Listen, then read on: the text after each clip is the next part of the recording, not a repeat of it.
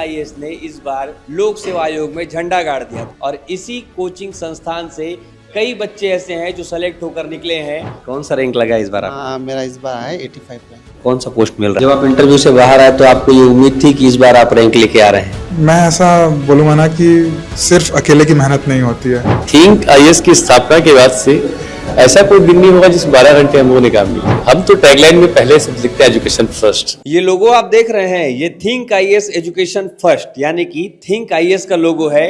और ये think IAS का लोगो मैं आपको इसलिए दिखा रहा हूं क्योंकि कल छत्तीसगढ़ लोक सेवा आयोग का रिजल्ट जारी हुआ है और इसी कोचिंग संस्थान से कई बच्चे ऐसे हैं जो सेलेक्ट होकर निकले हैं और कहा जा रहा है कि थिंक आईएएस ने इस बार लोक सेवा आयोग में झंडा गाड़ दिया। तो कैसे झंडा गाड़ा है, कैसे यहाँ के बच्चे तैयारी किए हैं और यहाँ के जो टीचर हैं, जो डायरेक्टर हैं, वो कैसे अपने बच्चों को तैयारी करवाते हैं, ये सब जानने के लिए हम यहाँ पे आए हैं। इसलिए चलिए बात करते हैं यहाँ के डायरेक्टर से और बहुत सारे बच्चे भी हैं जिनसे हम बात करेंगे एक करके। सर नमस्कार। बहुत बहुत नमस्कार और धन्यवाद आप सभी का। सर आपको बहुत सारी शुभकामनाएं। आप इतने जो मेहनत से थिंक आईएएस खड़े किए और यहाँ पर जो बच्चों को पढ़ाया आज वो सफल होता दिख रहा है।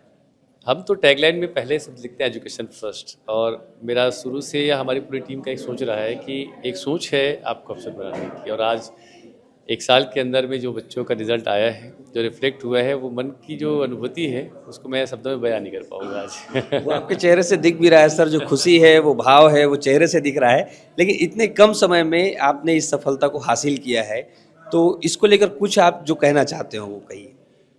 सब कुछ त्याग के बाद ही कुछ मिलता है। ये मैं अपने शुरुआती दौर से ही इस चीज़ को मैं मानते आया हूँ कि थिंक आईएएस की स्थापना के बाद से ऐसा कोई दिन नहीं होगा जिस 12 घंटे हम लोगों ने काम नहीं किया। मैं हूँ, तेज सर हूँ, दिनेश सर हूँ, या मयंक सर हूँ, या विनय सर हूँ, या शैलेंद्र सर हूँ, प्रिंस सर हूँ, तमाम जितने फैकल्टीज हैं, शायद उन्होंने अपने हर एक चीज़ को सेक्रीफाइस किया और उस सेक्रीफाइस का, उस डेडिकेशन का जो आज परिणाम है उसको हम सब के मिलकर आज एंजॉय कर रहे हैं।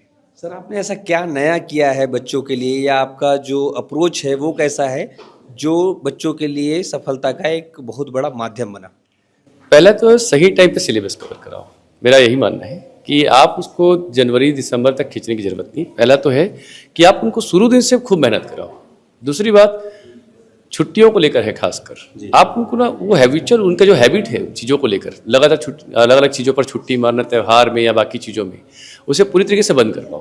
क्योंकि आप जब सिविल सर्विसेज की बात करते हैं तो सिविल सर्विसेज की वास्तविक महत्ता उस बच्चे को पता होनी चाहिए और जब तक वो पता नहीं होगी ना तब तक उसका वो जो चार्म है उस चीज़ को ना तो फील कर पाएगा और ना उसे इम्प्लीमेंट कर पाएगा जी। तो मेरी यही रहती है बच्चों से कि आप सारी चीज़ों को सेक्रीफाइस करिए, डेडिकेटली आप चीज़ों को मेंटेन कीजिए, चाहे वो आहार हो, आचार हो या व्यवहार हो, फिर सक्सेस तो आपके पास पहुँचेगी।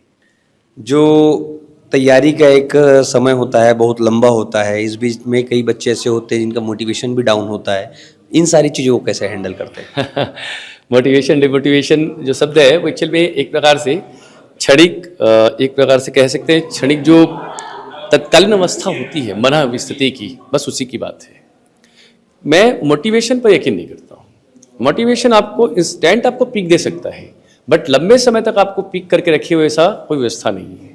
मोटिवेशन के बदले आपको अपने खुद पर कॉन्फिडेंट होना है, आपके नोट्स पर आपको कॉन्फिडेंस होना है, अपने गुरुओं पर आपको पूरा समर्पण दिखाना है और जिस चीज़ को कर रहा है उसको मान के चलना है कि मैं इसी के लिए बना हूँ जी। और उसके अलावा किसी व्यक्ति को सुनकर के किसी चीज़ को देखकर अगर आप मोटिवेट हो रहे हैं तो मुझे नहीं लगता कि वो कोई सही तरीका है जी। सर बहुत बहुत शुभकामनाएं।